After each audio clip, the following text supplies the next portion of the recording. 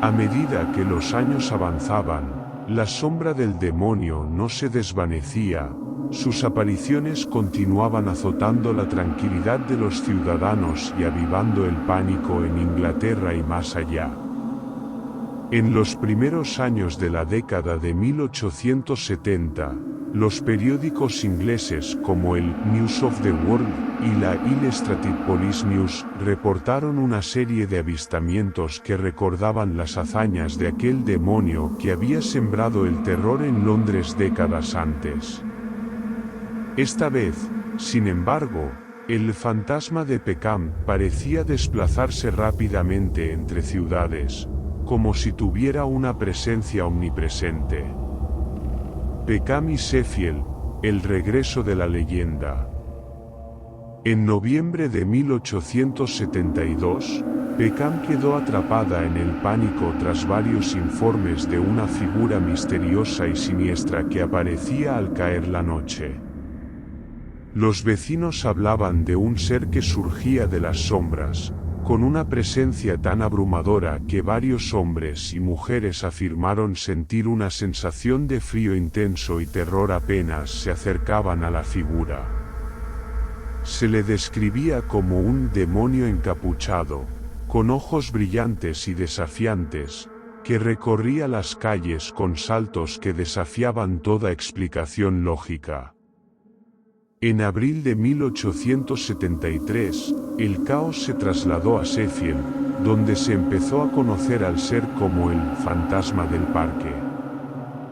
Varios testigos afirmaron haberlo visto atravesar los terrenos boscosos del lugar, dejando una estela de miedo a su paso. Los habitantes intentaron darle caza, pero el demonio desaparecía antes de que alguien pudiera siquiera acercarse lo suficiente para enfrentarlo. La leyenda decía que con cada aparición, el demonio se alimentaba del miedo de las personas, volviéndose más fuerte y burlándose de los intentos de los humanos por atraparlo. Aldersgate, un encuentro con los soldados. Quizá uno de los episodios más extraordinarios ocurrió en agosto de 1877 en el cuartel de Aldersgate. En una noche oscura, un centinela divisó en la lejanía una figura que se desplazaba erráticamente hacia él. A medida que la figura se acercaba, el soldado intentó detenerla, ordenándole que se identificara. Pero, en lugar de obedecer, el demonio saltó hacia él, dándole una bofetada con una mano fría como el hielo. La escena se tornó aún más escalofriante cuando el centinela intentó disparar, solo para ver cómo el demonio seguía en pie, intacto. Otros guardias acudieron al lugar, desatando una ráfaga de disparos. Sin embargo, el demonio escapó ileso, como si las balas no fueran más que ligeros toques sobre una armadura invisible.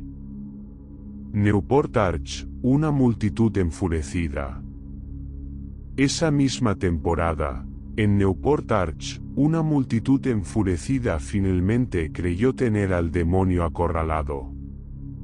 Según los informes, le dispararon varias veces, pero los proyectiles parecían rebotar en él como si golpearan un metal hueco. Las balas resonaban en la noche, pero no lograban herirlo. Finalmente, con un salto que dejó a todos boquiabiertos, el demonio desapareció entre las sombras, dejando tras de sí un eco de risas que algunos testigos describieron como inhumano. Expansión hacia el oeste de Inglaterra. En las últimas décadas del siglo XIX, los avistamientos del demonio comenzaron a moverse hacia el oeste de Inglaterra. En septiembre de 1904, en Everton, al norte de Liverpool, un grupo de personas aseguró haber visto al demonio encaramado sobre el tejado de la iglesia de San Francisco Javier. La multitud observaba con terror mientras el demonio saltaba al suelo desde una altura impresionante, sin un rasguño. Se detenía y se reía como si disfrutara de su propio espectáculo de horror.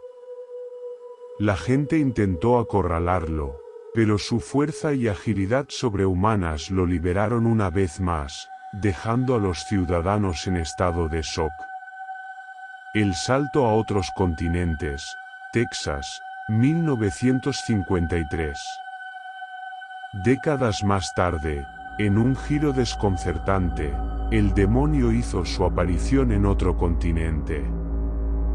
El 18 de junio de 1953, en un complejo de apartamentos en Houston, Texas, 3 testigos, Hilda Walker, Judy Meyers y Howard Phillips, presenciaron una figura con capa negra y botas altas, de pie sobre un árbol. La criatura parecía observarlos desde una altura, y su vestimenta ajustada, de tono oscuro, hacía eco de las descripciones que se habían escuchado desde Inglaterra. Al ver a la figura, los testigos se paralizaron de terror, sintiendo en carne propia el horror que generaciones anteriores habían sufrido en Europa. El legado de terror del demonio. Los informes de estos avistamientos continuaron apareciendo a lo largo de los años, en distintas ciudades y países. La leyenda del demonio, tan misteriosa y aterradora como cuando apareció en Londres por primera vez, seguía viva en la memoria colectiva. Para muchos, se convirtió en un símbolo de todo lo inexplicable y siniestro, una prueba de que existen fuerzas en el mundo que no se pueden controlar ni comprender. Aunque el demonio parecía desaparecer y reaparecer al azar, cada vez que volvía dejaba una marca imborrable de terror, recordando a todos que las sombras ocultan más de lo que se atreverían a imaginar.